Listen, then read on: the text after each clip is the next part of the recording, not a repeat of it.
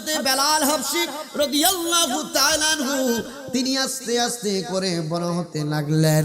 হঠাৎ করে হযরতে বেলাল হাবশী রাদিয়াল্লাহু তাআলা আনহু ওনার আব্বা আম্মা এই দুনিয়া থেকে চিরবিদায় নিয়ে অন্ধকার কবর দেশের পাড়ি জমাইলেন। একবার জুড়ে বলা যাবে কি আল্লাহু আকবার। হযরতে বেলাল একা হয়ে গেছে, একা হয়ে গেছে। ওনাকে রেখে গেছেন কার কাছে জানেননি? জিনার কাছে রেখে গিয়েছিলেন। ইতিহাস কিতাবের মধ্যে পাবেন তিনার নাম হচ্ছে খলফ, ওনার নাম হচ্ছে খলফ। খলফের কাছে হযরতে বেলালকে রেখে গেলেন। যেহেতু তার বাবা একজনের দাস ছিল, কৃতদাস ছিল, হযরতে বেলাল নিয়ম মোতাবেক একজনের কৃতদাস হয়ে গেল। খলফ কি করলো? হযরতে বেলালের সঙ্গে মিষ্টি মিষ্টি ব্যবহার করত না, হযরতে বেলালকে মাঝে মধ্যে অত্যাচার করত। হযরতে বেলাল এত কষ্টের মধ্যেও নিজের জীবনটাকে সামনের দিকে এগিয়ে নিয়ে যেতে লাগলো। আমার কথাগুলো একটু মনোযোগ দিয়ে শোনা লাগবে বাপ। আমি স্পষ্ট ভাষায় কথা বলি, আমি ঘুরিয়ে ফিরিয়ে কথা বলার অভ্যাস নাই। যাহা বলবো স্পষ্ট ভাষায় বলবো। হাবিব ভাই ভালো করে বিষয়টা জানেন। আমার বন্ধুরা বাবারা একটু মনোযোগ দিলে বুঝতে পারবেন গো। ইসলামের প্রথম মুয়াজ্জিন হযরতে বেলাল হাবশী রাদিয়াল্লাহু তাআলা আনহু তিনি কত কষ্ট করেছেন। হযরতে বেলাল কৃতদাস হয়ে জীবন কাটাইতে লাগলেন। হঠাৎ করে খলফ ওনার মনিবের ইন্তেকাল হয়ে গেল, দুনিয়া থেকে তিনি বিদায় গ্রহণ করলেন। ওই খলফের সন্তানের নাম ছিল উমাইয়া। এই উমাইয়ার কাছে হযরতে বেলাল এখন এই মুহূর্তে কৃতদাস হিসেবে আছে। উমাইয়া বড় ছিল অত্যাচারী, উমাইয়া বড় ছিল সে জুলুমকারী, সে মানুষের সঙ্গে ভালো ব্যবহার করত না। হযরতে বেলাল হাবশী রাদিয়াল্লাহু তাআলা আনহু তিনি দেখলেন গো সময় মতো কাজ করে দেওয়ার পরেও উমাইয়া বেলালের সঙ্গে অত্যাচার, উমাইয়া বেলালের সঙ্গে খারাপ ব্যবহার করে। বেলাল ডাক দিয়া কই মনি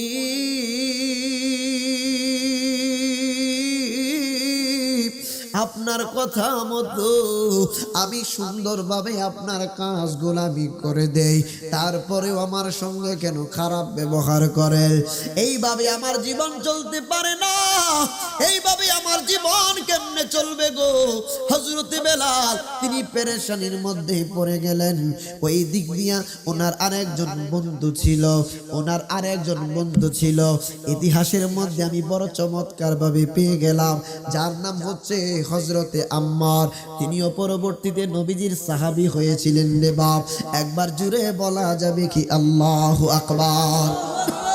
হযরতে আম্মার রাদিয়াল্লাহু তাআলা আনহুর সঙ্গে সাক্ষাতের সময় ডাক দিয়া কই বন্ধু, এ বন্ধু রে আমি বড় কষ্টের মধ্যে আছি। বেলাল বন্ধু বেলাল গো কিরকম কষ্টের মধ্যে আছো? বন্ধুরে আমাকে বড় অত্যাচার করা হয়, আমার উপরে বড় জুলুম করা হয়। হে বন্ধু এই রকম জীবন আমার আর ভালো লাগে না, এই রকম জীবন আমার আর ভালো লাগে না। এই রকম জীবন থেকে আমি মুক্তি চাই রে আমার বন্ধু, তুমি পরামর্শ দাও। এইভাবে দুইজন বন্ধু মাঝে মাঝে পরামর্শের জন্য বসে। হঠাৎ করে হযরতে বেলাল আমি আর এই কৃতদাস হিসেবে থাকতে পারবো না, আমি এই জীবন থেকে মুক্তি চাই। আম্মার রাদিয়াল্লাহু তাআলা আনহু ডাক দিয়া কয় বেলাল, ও বেলাল রে মুহাম্মদ সাল্লাল্লাহু আলাইহি ওয়াসাল্লাম তিনি একজন আল্লাহর পয়গম্বর, তিনি একজন আল্লাহর রাসূল। চলো না আমরা ওনার কদম মোবারকে যাইয়া ইসলাম ধর্ম গ্রহণ করে ফেলি। হযরতে বেলালকে ইসলাম ধর্মের প্রতি আকর্ষণ করা হলো। হযরতে বেলাল কি করলেন?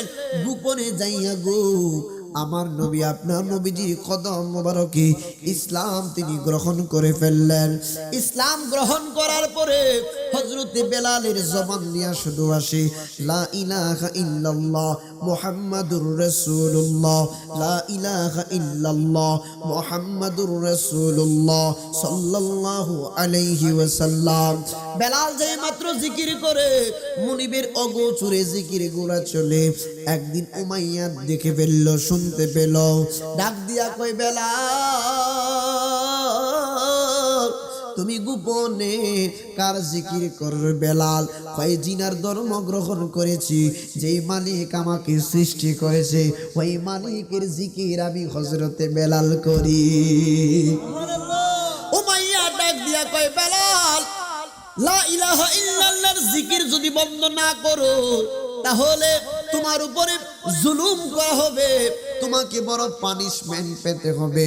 হযরতে বেলাল ডাক দিয়া কই মালিক ও আমার মুনিব, আমাকে যত কষ্ট দেন না কেন আমার জবান থেকে লা ইলাহা ইল্লাল্লাহর জিকির আপনি নিতে পারবেন না, লা ইলাহা ইল্লাল্লাহর জিকির আপনি বন্ধ করতে পারবেন না। হযরতে বেলাল রাদিয়াল্লাহু তাআলা আনহুকে এই দিক দিয়া বলা হলো হযরতে বেলালের এই যে গায়ের কাপড়টা তোমরা খুলে দাও, কাপড়টা খুলে দিয়ে চাবুক দিয়ে পিঠের মধ্যে আঘাত করো। আঘাতের যন্ত্রণা সহ্য যদি না করতে পারে হযরতে বেলাল এমনিতে লা ইলাহা ইল্লাল্লাহর জিকির ছেড়ে দিবে। একবার জুড়ে বলা যাবে কিনা আউযুবিল্লাহ। হযরতে বেলালের গায়ের মধ্যে গো চাবুকের আঘাত দেয়, অত্যাচার করে আঘাত করে হযরতে বেলাল রাদিয়াল্লাহু তাআলা আনহু নবীর মহব্বত নিয়ে শুধু মাওলার জিকিরের মধ্যে মশগুল হয়ে যায়। আল্লাহ রাব্বুল আলামিনের জিকিরের মধ্যে তিনি সদা সর্বদা থাকে।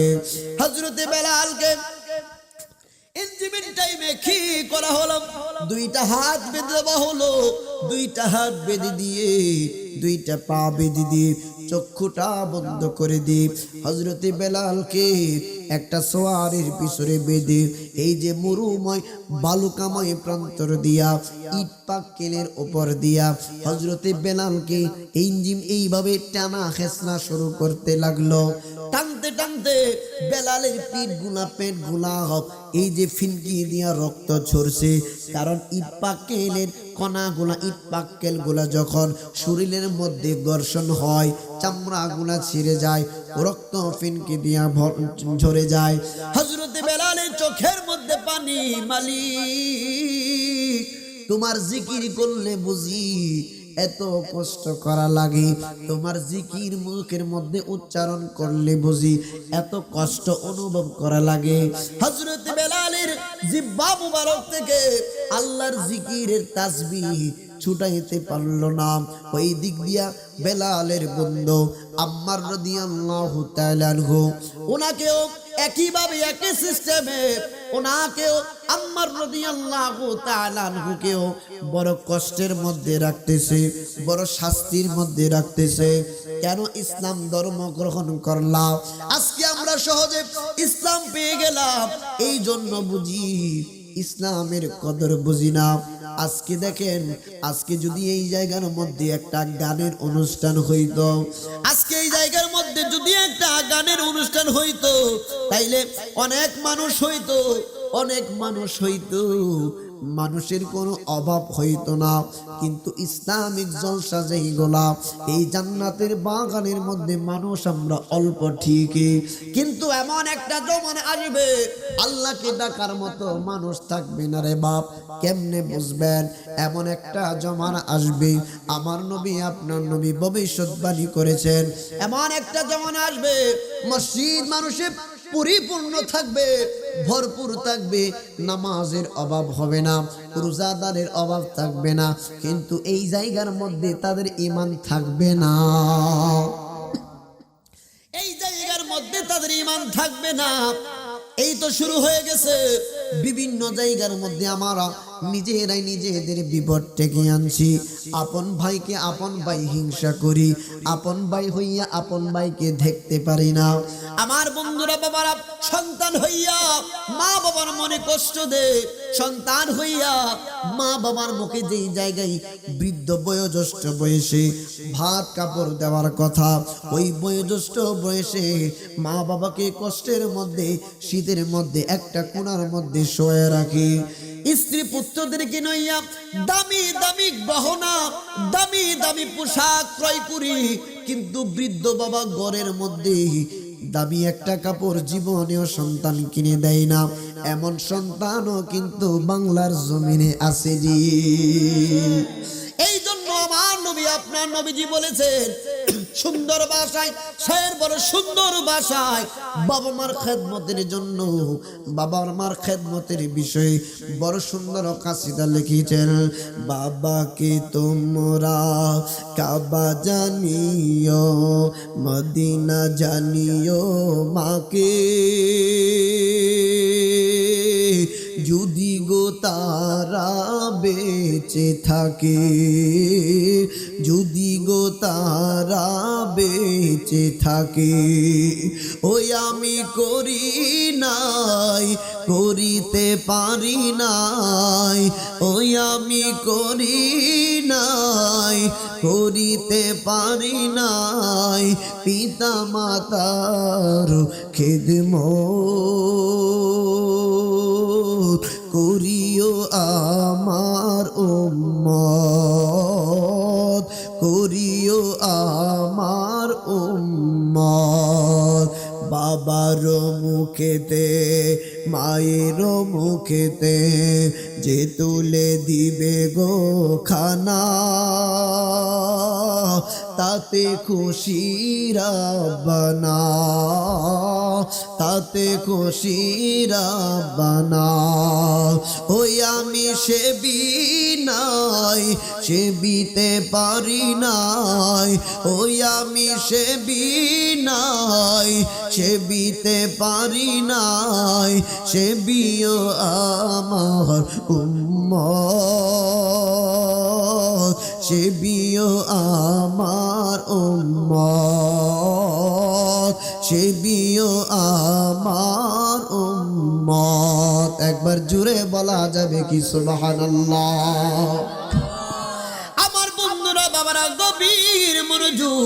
হাবশী বেলাল, হযরতে বেলাল রাদিয়াল্লাহু তাআলা আনহু, তিনি কি করলেন? উমাইয়ার আমলে উমাইয়া যে মাত্র কষ্ট দিতে লাগলো, ডাক দিয়া বললেন, বেলাল, আল্লাহর জিকির তোমার জবান থেকে তুমি দূরে সরাইয়া দাও। বেলাল ডাক দিয়া বললেন, মনিব গো, জীবন চলে যাবে, আমি রহমাতুল লিল আলামিন নবীর কালিমা জবান থেকে সরাইতে পারবো না। হযরতে বেলাল রাদিয়াল্লাহু তাআলা আনহুকে উমাইয়া কি সিদ্ধান্ত নিল? কয়, লোহা গরম করো, লোহা গরম করে জিহ্বার মধ্যে সেঁকে দাও, জিহ্বার মধ্যে আঘাত করো, যেই জিহ্বা দ্বারা মাওলাই কারিমের জিকির করে এই জিহ্বা যদি পোড়াইয়া দাও, তাইলে বেলাল হাবশী সেই জিহ্বা দ্বারা আল্লাহর জিকির করতে পারবে না। হাবশী বেলাল রাদিয়াল্লাহু তাআলা আনহু জিহ্বার মধ্যে এই যে লোহা গরম করে লাগাইয়া দিল, জিহ্বা খানি সামনের দিকে পুড়ে গেল, পুড়ে ছাই হয়ে গেল। হযরতে বেলাল তুতলামি, এই যে তুতলাই কেন? হযরতে বেলালের জিহ্বা একটু পড়ে গিয়েছিল, জিহ্বা খালি একটু খাটো হয়ে গিয়েছিল। আপনার নবী, আমার নবীজির বদৌলতে হযরতে বেলালের জীবন পরিবর্তন হয়ে ইসলামের প্রথম মুয়াজ্জিনের দায়িত্ব পাওয়ার পরে গো, হযরতে বেলালকে স্বয়ং আমার আল্লাহ পর্যন্ত কবুল করে নিয়েছিলেন। একবার জুড়ে বলা যাবে কি সুবহানাল্লাহ? কেন কবুল করেছিলেন জানেন? হযরতে বেলাল রাদিয়াল্লাহু তাআলা আনহু নবীজির প্রেম অন্তরের মধ্যে ধারণ করতেন গো।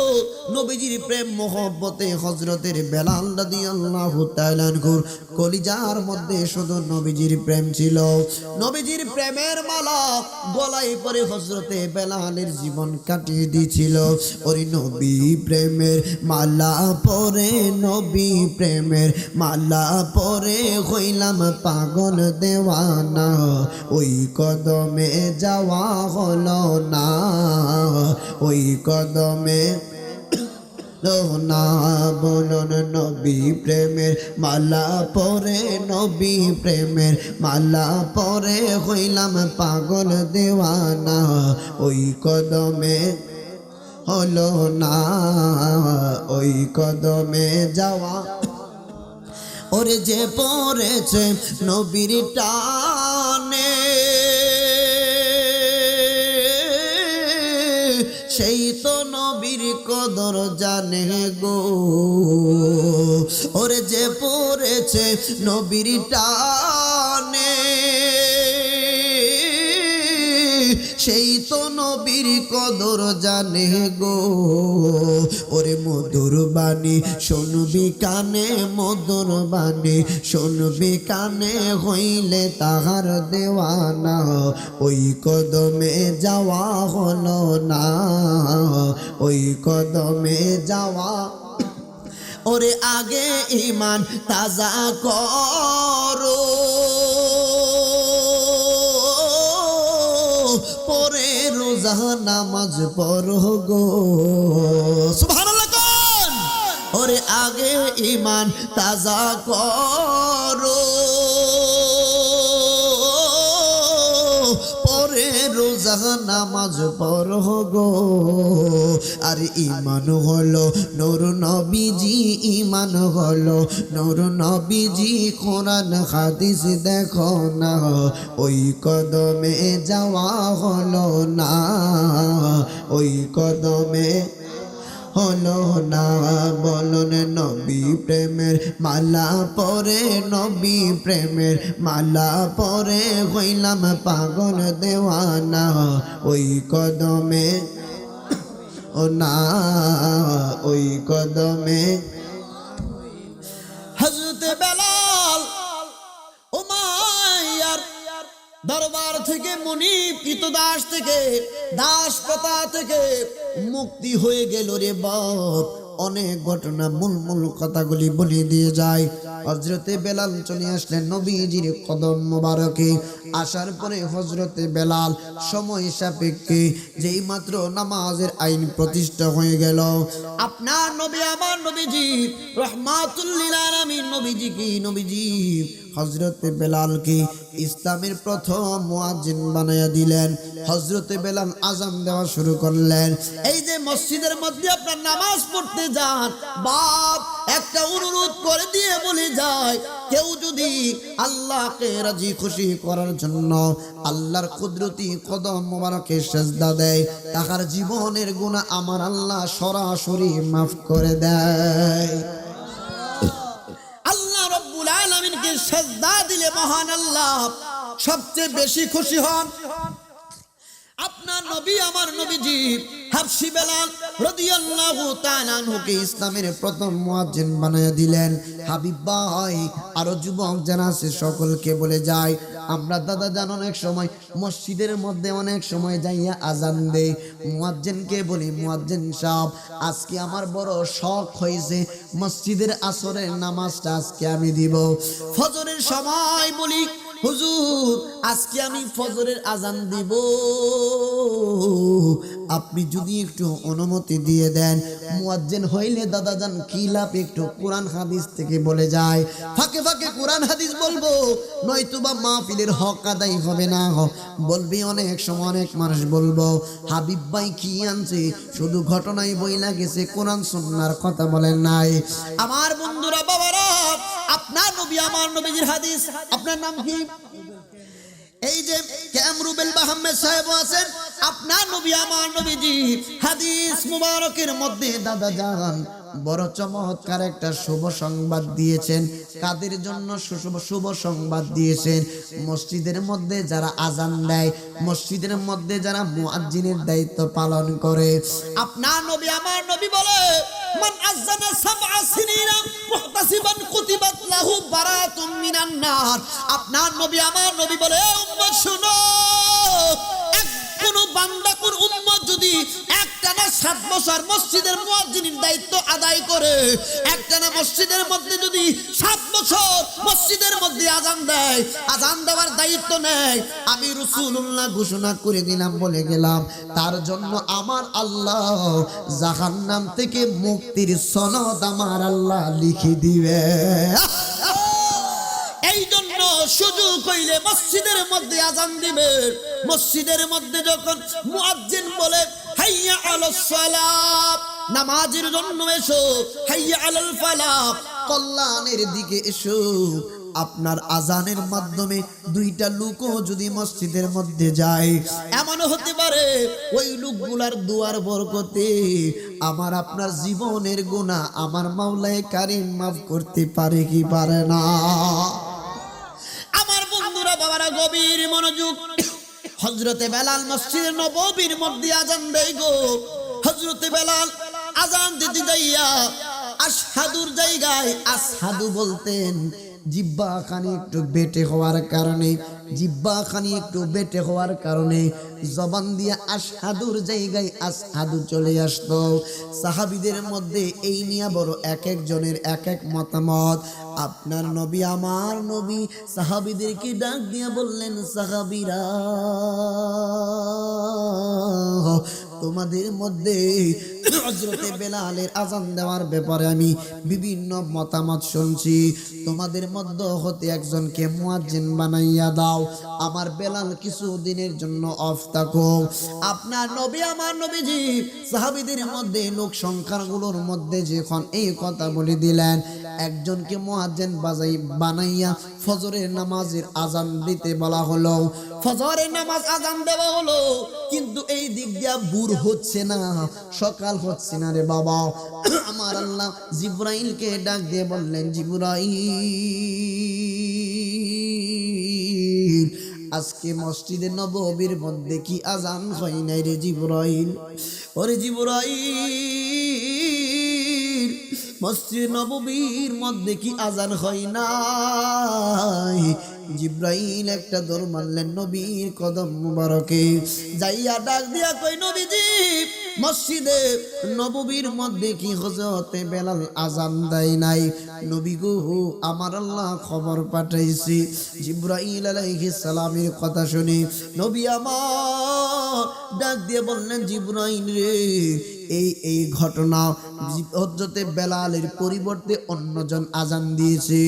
জিবরাইল ডাক দিয়া কই, নবী গো, আমার আল্লাহ খবর পাঠাইছে, বেলাল যখন আজান দেয়, বেলালের আজানের আওয়াজটা আমার আল্লাহর আরশে আযিমের চৌকাঠ পর্যন্ত পৌঁছে যায়। আজকে আল্লাহর দরবারে আজান পৌঁছাই নাই, আল্লাহর দরবারে আজান পৌঁছাই নাই গো। বোর হবে না হযরতে বেলাল রাদিয়াল্লাহু তাআলা আনহু যতক্ষণ পর্যন্ত আজান দিবে না, ততক্ষণ পর্যন্ত বোর হবে না। আমার আল্লাহ রাব্বুল আলামিনের হুকুমে হযরতে বেলালকে বলা হলো আজান দাও, হযরতে বেলালকে বলা হলো আজান দাও। ওঠো বিলাল মিনারাতে, ওঠো বিলাল মিনারাতে, সময় বয়ে যায়,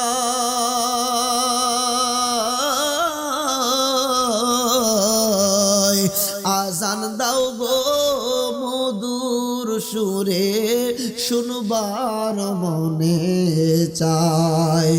ওরে আজান দাও গো মধুর সুরে, শুনবার মনে চায়। সুবহানাল্লাহ।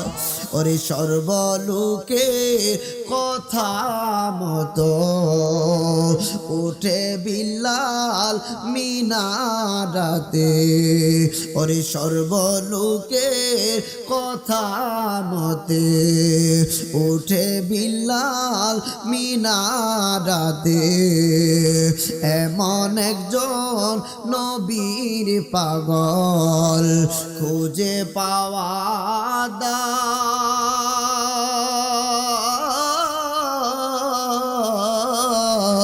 ওরে আজান দাও গো মধুর সুরে শুনবার মনে চায় ওরে আজান দাও গো মধুর সুরে শুনবার মনে চায় বিল্লাল যখন আজান দিল প্রাণ পাখিটা উড়ে গেল মুহাম্মদ নাম বলার সঙ্গে বিল্লাল পরে যায়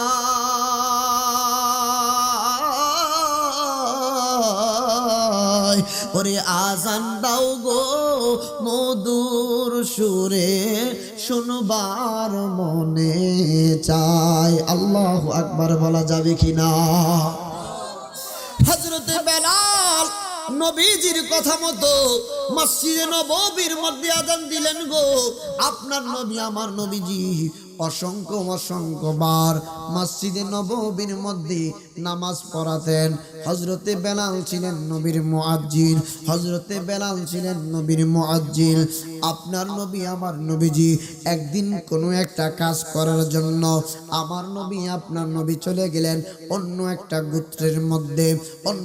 গোত্রের মধ্যে একটা সমস্যার সমাধান করার জন্য এই দিক দিয়া নামাজের সময় পেরিয়ে যাচ্ছে হযরতে আবু বকর সিদ্দিক রাদিয়াল্লাহু তাআলা আনহু এই মসজিদে নববীর মধ্যে উপস্থিত হযরতে বেলাল ডাক দিয়া বললেন আবু বকর আপনি যদি কিছু না মনে করেন আমার ইকামতের মাধ্যমে আপনি যদি নামাজটা একটু আদায় করে নিতেন যারা এই হাদিসটা আমি বুখারী থেকে বলছি বুখারী শরীফ যারা ইসলামিক ফাউন্ডেশন যারা আরবি টু আরবি পড়তে পারেন না তাদের সহজের জন্য আমি বলে দিয়ে যাই ইসলামিক ফাউন্ডেশন পঞ্চম খণ্ডের প্রথম হাদিসটাই দেখবেন এই হাদিসটাও হযরতে বেলাল হাবশী রাদিয়াল্লাহু তাআলা আনহু ডাক দিয়া বললেন আবু বকর আপনি যদি দয়া করে আমার নবীজির পরিবর্তে ইমামতি করতেন আবু বকর সিদ্দিক রাদিয়াল্লাহু তাআলা আনহু নামাজের মুসল্লার মধ্যে দাঁড়িয়ে গেলেন আমি 3 ঘন্টার আলোচনা 1.5 ঘন্টায় করে যাব আমি ডানে বামে কোনো কথা বলছি না বেশি কথা বলে আজাইরা কথা বলে আমি সময় নষ্ট করছি না হাবিব ভাই হযরতে আবু বকর সিদ্দিক রাদিয়াল্লাহু তাআলা আনহু হযরতে বেলালের কথা মতো নামাজের মুসল্লার মধ্যে দাঁড়িয়ে গেলেন দেখেন নবীজির প্রতি সাহাবা কেরামের কেমন মহব্বত ছিল আজকে আমরা 60 বছর 50 বছর হায়াত পাওয়ার পরে যদি দেখবেন রেগুলারলি মসজিদের সাথে আমাদের একটা কানেকশন হয়ে যায় অনেকে লেবাসদারি হিসেবে 24 ঘন্টা টুপি মাথায় দিয়ে যারা মাথার মধ্যে টুপি দেয় না তাদেরকে হিংসা করে বিভিন্ন খারাপ ভাষায় কথা বলে টিটকারি করলে খারাপ কথা বললে আমার আপনার কথার মাধ্যমে অন্য কোনো মানুষ ভালো হবে না বরঞ্চ খারাপ হবে আমার আপনার সুন্দর ব্যবহারের মাধ্যমে মানুষদেরকে মসজিদের মধ্যে আনতে হবে ঠিক না বেটি আজকে আমলের বাড়াই দেখাচ্ছে আরে বাবা বুখারী শরীফের 911 পৃষ্ঠা আপনি খুলে দেখেন হযরতে আনাস রাদিয়াল্লাহু তাআলা আনহু বর্ণনা করে রাবী বলেন একজন সাহাবী আয়েশা আমার নবী আপনার নবীর কদম মোবারকে হাজির হয়ে গেছে আয়েশা ডাক দিয়া কই নবী গো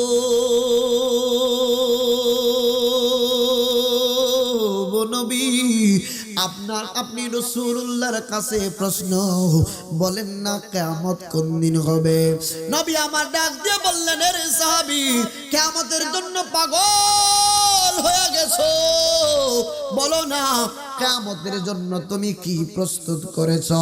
কিয়ামতের জন্য তুমি কি প্রস্তুত করেছো? সাহাবী ডাক দিয়ে বললেন, নবী গো, কিয়ামতের জন্য আমি সাহাবীর বেশি পরিমাণ নামাজ নাই, কিয়ামতের জন্য বেশি পরিমাণ নামাজ সংরক্ষণ করতে পারে নাই, কিয়ামতের জন্য বেশি বেশি বেশি পরিমাণ রোজা সংরক্ষণ করতে পারি নাই, কিয়ামতের জন্য বেশি বেশি পরিমাণ সদকায়ে জারিয়া আমি সংরক্ষণ করতে পারি নাই। ইল্লা হে তবে উহিব্বুল্লাহ ওয়া রাসূলুহু, আমি আমার জানের চাইতে আল্লাহ এবং তার রাসূলুল্লাহকে বড় ভালোবাসি। নবী আমার মদিনার মধ্যে আমার নবী পানি ছড়িয়ে দিলেন, কথা বলে দিলেন, এ সাহাবীরা শোনো, আমি রাসূলুল্লাহকে অন্তর থেকে যে বা যাহারা ভালোবাসবে কিয়ামতের ময়দানে আমি রাসূলুল্লাহর সঙ্গে তারা থাকবে। একবার জুড়ে বলা যাবে কি সুবহানাল্লাহ? আমার নবী আপনার নবী যেই মাত্র এই কথা বললেন, মদিনার প্রত্যেক ঘরে ঘরে, মদিনার প্রত্যেক পাড়ায় পাড়ায়, মদিনার প্রত্যেক মহল্লায় মহল্লায়, মদিনার প্রত্যেক মহল্লার যুবকরা পর্যন্ত, বৃদ্ধ নারীরা, বৃদ্ধ বয়োজ্যেষ্ঠ পুরুষ মানুষগুলা, তাদের ঈদ আসলে যেমনি করে আমাদের মনে আনন্দের হিল্লোল বয়ে যায়, আমরা আনন্দ উল্লাস করি, মদিনার প্রত্যেক ঘরের মধ্যে আনন্দ, মদিনার প্রত্যেকটা মানুষের মধ্যে আনন্দের হিল্লোল বয়ে যাচ্ছে। জিজ্ঞেস করা হলো, কেন তোমাদের এত আনন্দ কেন? কই রাহমাতুল লিল আলামিন নবী বলেছেন, নবীকে অন্তর থেকে যারা বাজে ব্যক্তি ভালোবাসবে কিয়ামতের ময়দানে আমার রাসূলুল্লাহর সঙ্গে নাকি সে থাকবে। মদিনার মধ্যে এত আনন্দ, নবীর সাহাবীদের নামাজের অভাব নাই, নবীর সাহাবীদের মধ্যে রোজার অভাব নাই, নবীর সাহাবীদের দান সদকায়ে জারিয়ার অভাব নাই, নবীর সাহাবাগণের নেক আমলের অভাব নাই, কিন্তু নামাজের বড়াইগিরি অহংকার করতেন না দাদা ভাই কোনদিন। কারণ আমি আপনি যতই ইবাদত করি না কেন, কিয়ামতের ময়দানে যদি আমার নবী আপনার নবী বলে, মালিক আমার এই লোকটা আমাকে নবী হিসেবে, আমি নবীতে সে সাক্ষ্য দিচ্ছে, আমার উম্মত হিসেবে সে বলতেছে, কিন্তু আমি নবী তারে চিনি না। বলেন তো, নবী যদি বলে তোমারে চিনি না, তাইলে আমল দিয়া কোনো লাভ হইব নি? আমার বন্ধুরা, বাবারা, হযরত আবু বকর সিদ্দিক রাদিয়াল্লাহু তাআলা আনহু, বুখারীর হাদিস, আল্লাহু আকবার বলে নামাজের মধ্যে দাঁড়িয়ে গেলেন। এই দিক দিয়ে নামাজ শুরু হয়ে গেছে, নামাজ শুরু হয়ে গেছে, মাঝ পথে দাদা যান আমার নবী আপনার নবীজি মসজিদে নববীর মধ্যে প্রবেশ করলেন, মসজিদে নববীর মধ্যে প্রবেশ করলেন। আমার নবী পিছন দিক দিয়া প্রথম কাতার যেই মাত্র ক্রস করছে গো, সাহাবীরা এইভাবে তরিনা বাইতা তো আমরা নামাজ পড়ি হাবিব ভাই, এইভাবে নামাজ পড়ি। আপনি যদি নামাজের ভিতরে হাতটা এইভাবে ছেড়ে দেন, নামাজ আর থাকবো না, নামাজ থাকবে না। হাতটা যদি নামাজের ভিতরে এইভাবে ছেড়ে দেন, নামাজ থাকবো না, নামাজ থাকবে না রে বাপ, নামাজ বাতিল হয়ে যাবে, ফাসিদ হয়ে যাবে। কিন্তু নবীজির সাহাবাকেরাম কি করলেন? নামাজের ভিতরে আমার নবীকে দেখা মাত্র দুইটা হাত সাইরা দিয়া এইভাবে তালি বাজাইতে লাগলেন। একবার জুড়ে বলা যাবে কি সুবহানাল্লাহ? এইভাবে তালি বাজাইতে লাগলো। আপনার নবী আমার নবীজি দ্বিতীয় কাতার যেই মাত্র পিছন দিক থেকে দ্বিতীয় কাতার যেই মাত্র অতিক্রান্ত হলেন, অতিক্রম করলেন, দ্বিতীয় কাতারের সাহাবা কারাম পর্যন্ত এইভাবে হাতের মধ্যে তালি দিতে লাগলো। যেই মাত্র নবী আমার প্রথম কাতারের মধ্যে তিনি দাঁড়িয়ে গেলেন, আবু বকর সিদ্দিক রাদিয়াল্লাহু তাআলা আনহু তিনি বুঝে ফেললেন অন্য কেহর আগমন ঘটে নাই, রহমাতুল লিল আলামিন নবীজির বুঝি আগমন ঘটেছে। নবী আমার পিছনে দাঁড়াইয়া রইছে গো।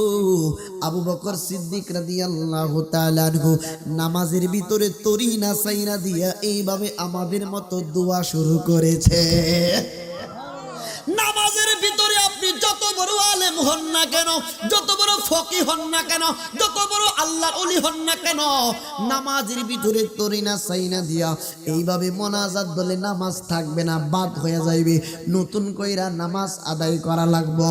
কিন্তু গো আবু বকর সিদ্দিক রাদিয়াল্লাহু তাআলা আনহু নামাজের ভিতরে দোয়া মোনাজাত ধরলেন, মোনাজাত শেষ কইরা পিছনের দিকে সরে আসতে যাচ্ছেন। নবী আমার ইশারা দিয়ে বললেন, আবু বকর বাকি নামাজটুকু আদায় করে নাও রে আবু বকর, পিছনে আসার দরকার নাই। আবু বকর মানলেন না, কমেন্টস মানলেন না।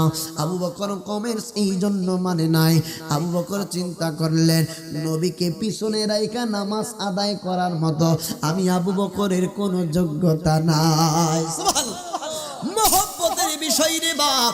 আবু বকর পিছনে চলে আসলে আপনার নবী আমার নবীজি বাকি নামাজ আদায় করলেন। আবু বকর আমি ইশারা করলাম নামাজ পড়াইলা না কেন? নবী গো আপনি নবীজির উপরে ইমাম কেউ হতে পারে না, আপনি সমস্ত নবীগণের নবী, আপনি সমস্ত রসুলগণের রসুল, আপনি হচ্ছেন ইমামুল আম্বিয়া, আপনি সমস্ত আম্বিয়া আলাইহিস সালাম গণের ইমাম, আপনি রাসূলুল্লাহর কোনো ইমাম হতে পারে না। ইয়া রাসূলুল্লাহ নবীজি আপনি রাসূলুল্লাহকে পিছনে রেখে আমি সিদ্দিক আকবর নামাজ আদায় করতে পারি না, এই জন্য পিছনে সরে আসলাম। এই ছিল সিদ্দিক আকবর সমস্ত সাহাবা কেরামের ভালোবাসা। কিন্তু আজকে আমরা দুই ফাতা পড়াশোনা করি কি করেছি কি করি নাই, আমাদের দুই একটা আমল আল্লাহ কবুল করেছি কি করে নাই জানি না। আমরা আজকে আমলের বড়াই দেখাই। আপনি যতই আমল করেন না কেন, আপনার হাত থেকে যদি আপনার পাড়া প্রতিবেশী নিরাপদ না থাকে, আপনার জবান থেকে যদি আপনার পাড়া প্রতিবেশী নিরাপদ না থাকে, আপনি তো প্রকৃত মুসলমানই হতে পারবেন না। আমল দিয়া এত বড়াইগিরি। কিতাবের নাম সহিহুল বুখারী, কিতাবের নাম সহিহ মুসলিম, মুত্তাফাকুন আলাইহি। সহিহ এবং সহিহ বুখারী, সহিহ মুসলিম বিল ইত্তেফাক, দুইটা কিতাবের মধ্যে কিতাবুল ঈমানের মধ্যে হাদিস কেন আসছে ওনাদেরকে জিজ্ঞেস করবেন, বলে দিবে।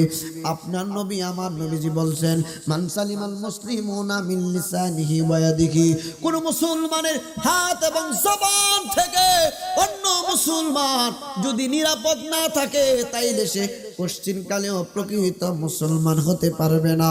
এই জন্য আসুন নিজেদেরকে একটু শুধরাইয়া নেই। এখন আসুন বাপ, সময় যাইতে লাগলো। হযরতে বেলাল রাদিয়াল্লাহু তাআলা আনহু 12টা বেজে গেছে, বেশি কষ্ট দিব না রে বাপ। হযরতে বেলাল হাবশী রাদিয়াল্লাহু তাআলা আনহু গো নবীজির কত প্রেমিক। আপনার নবী আমার নবীজি দুনিয়া থেকে তিনি চলে যাবেন, আল্লাহর দিদারে চলে যাবেন, শরীয়তান দুনিয়া থেকে বিদায় নেবেন। দাদা যান নবী আমার দুনিয়া থেকে যখন চলে গেলেন, আবু বকর কান্দে, হযরতে ওমর কান্দে, হযরতে উসমান যুন্নুরাইন কান্দে, হযরতে মাওলা আলী শের খুদা রাদিয়াল্লাহু তাআলা আনহু কান্দে। সমস্ত সাহাবীদের মধ্যে কান্নার রুল পড়ে গেল। আহা বাবা, আল মাওয়াহিবুল্লাহ দুনিয়া ইমাম শিহাবুদ্দিন কস্তলানী রাহমাতুল্লাহি আলাইহি বড় চমৎকার বয়ান করেছেন। বাবা আপনার নবী আমার নবী যখন ইনজিমিন টাইমে দুনিয়া থেকে বিদায় গ্রহণ করলেন, একটা লোক নবীজির ইন্তেকালের 3 দিন পরে আসছে। বাপ 3 দিন পরে নবীজির রওজা মোবারকের মধ্যে আসছে। আয়েশা কান্নাকাটি করতেছে, কাঁদতেছে আর বলতেছে, নবী গো পবিত্র কোরআনুল কারিমে পাইছি যদি মানুষ গুনাহ করতে করতে নফসের উপর জুলুম করে ফেলে, নফসের উপর জুলুম করার পরে গো নবী আপনি নবীজির কদম মোবারকে যদি কোনো উম্মত আসে আর আপনি রাসূলুল্লাহ যদি তার পক্ষে সুপারিশ করেন, আল্লাহ ওয়াদা দিয়েছেন তার তওবা কবুল করে তারে আল্লাহ মুমিন বান্দা হিসেবে কবুল করে নেবেন। ইয়া রাসূলুল্লাহ নবী গো আপনি রাসূলুল্লাহর কদম মোবারকে আসছি, আমার জন্য একটু আপনি সুপারিশ করুন। এটা ঘটছে নবীজির ইন্তেকাল মোবারকের 3 দিন পরের বাপ। আপনার নবী আমার নবী। এই ঘটনাটা তাফসীর ইবনে কাসিরের মধ্যেও আছে গো। আপনার নবী আমার নবীজি রওজা মুবারক, ওই সময় দাদা জান মাটি ছিল, পাকা ছিল না, কারণ মাত্র প্রথম নবীজি 3 দিন হলো ইন্তেকাল মোবারক করছে। এই লোকটা কি করলো, খাপ মাইরা এইভাবে আমরা দেখবেন কাদা মাটি এইভাবে ধরি কসলাই, এইভাবে কসলাই কাদা মাটি নবীজির রওজা মুবারকের মাটি নিয়া মাথা মুবারকের মধ্যে মাখতাছে, বুকের মধ্যে মাখতাছে, মুখের মধ্যে মাখতাছে। আজকে আমরা আল্লাহর ওলিগণের মাজার মুবারকের ধুলিগুলা আইনা মুখের মধ্যে মাখলে একদল লোক আসি ভুলবশত বলে ফেলি বেদাত শিরিক করতেছে। ঠিক না বেটি? আমার বন্ধুরা বাবারা, এই ঘটনা দেখতেছেন মাওলায়ে আলী শের খুদা আলী মুর্তজা রাদিয়াল্লাহু তাআলা, তিনি শিরকের ফতোয়া দেন নাই, বিদআতের ফতোয়া দেন নাই রে বাবা। মাওলা আলী রাদিয়াল্লাহু তাআলা আনহু এত বড় একজন নবীজির জবরদস্ত একজন সাহাবী, কই উনি তো কোনো বললেন না যে তুমি শিরক করতেছ, উনি তো বললেন না তুমি বিদআত করতেছ। হযরত আলী রাদিয়াল্লাহু তাআলা আনহু দেখতেছেন এই লোকটা কাঁদতে কাঁদতে বেহুশ হয়ে যাওয়ার মতো। নবী গো, আপনি রওজা মুবারক থেকে কোনো জবাব দিচ্ছেন না, বুঝেছি আমাকে মনে হয় আল্লাহ মাফ করবে না। এই লোকটা কাঁদতে কাঁদতে কাঁদতে কাঁদতে নবীজি রওজা মুবারক থেকে যেই মাত্র চলতে শুরু করলো, চলতে চলতে যেই মাত্র কিছু দূর গেল রে বাবা, আপনার নবী আমার নবীজি রওজা মুবারক থেকে হযরত আলীকে ডাক দিয়ে বললেন, আলী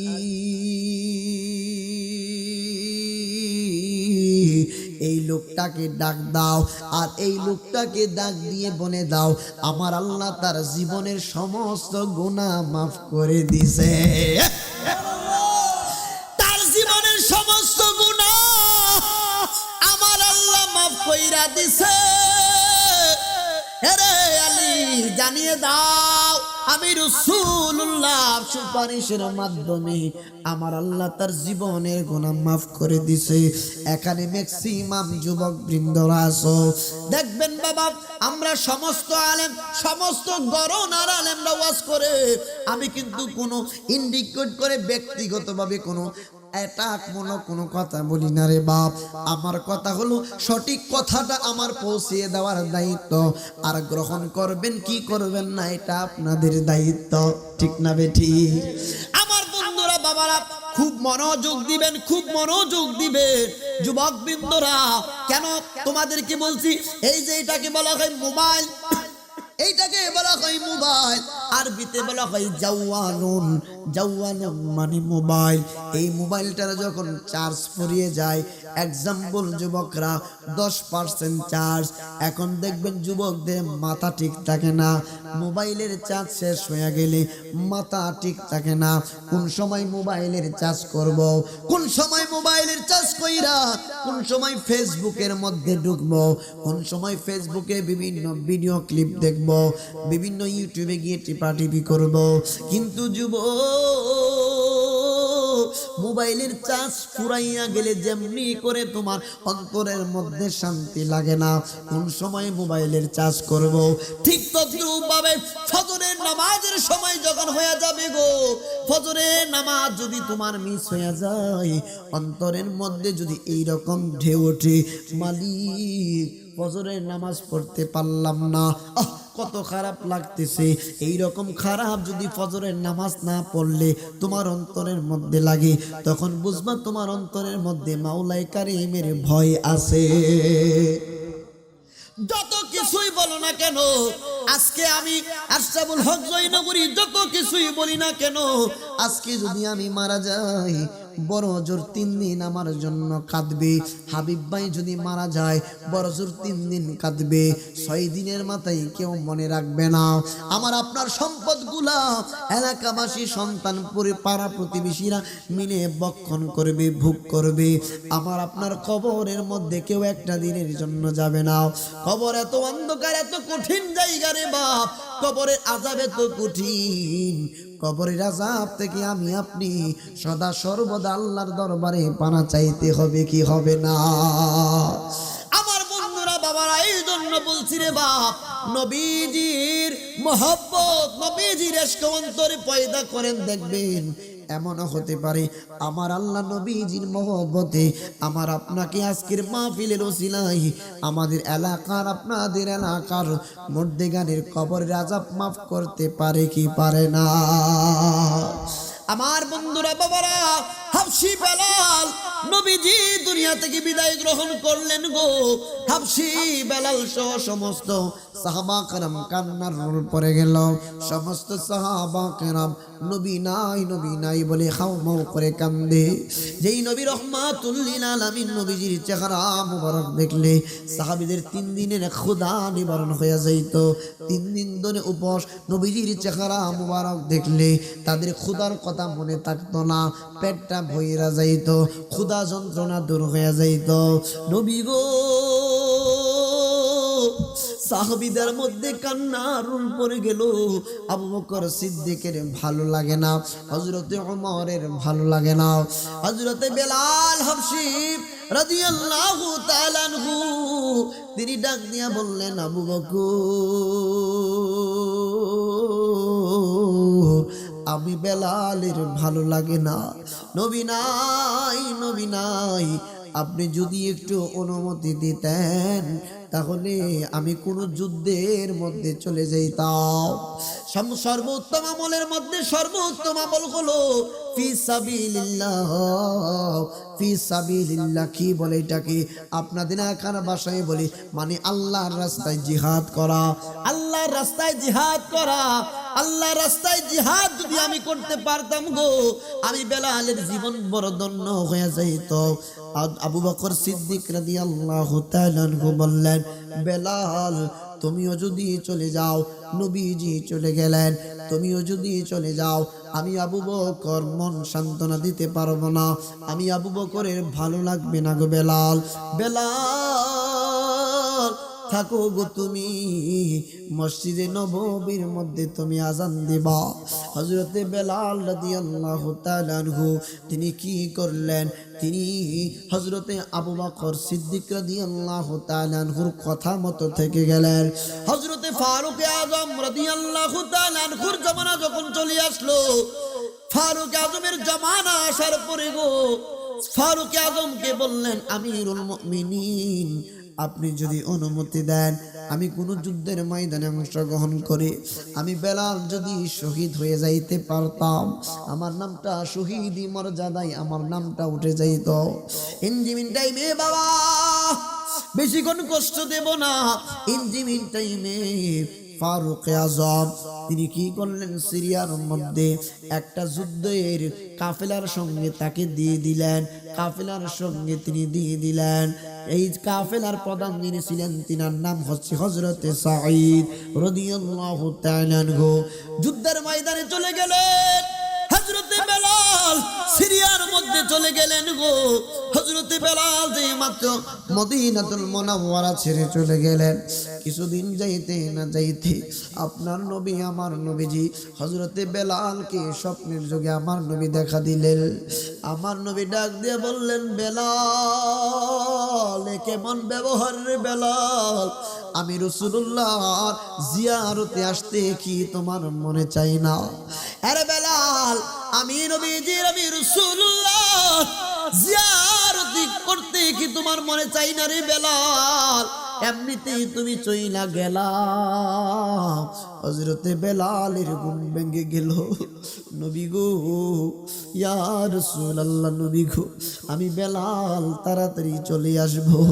ও গো মায়ার নবী গো, তুমি প্রেম শেখায়া কোথায় লোকাইলা বল?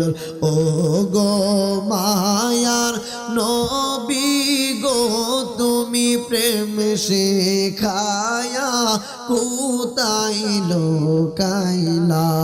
আমরা কেমনে যাব তোমার কাছে নবী, কেমনে যাব তোমার কাছে নবী? স্বপ্নে এসে বলো না তুমি প্রেম শেখায়া কোথায় লোকাইলা বলো ও গো মায়ার নবী গো তুমি প্রেম শেখায়া হযরতে বেলাল রওয়ানা হয়ে গেলেন মদিনার দিকে। রওয়ানা হতে হতে আস্তে আস্তে নবীজির হুজরা মুবারকে, নবীজির রওজা মুবারকে তিনি চলে আসলেন।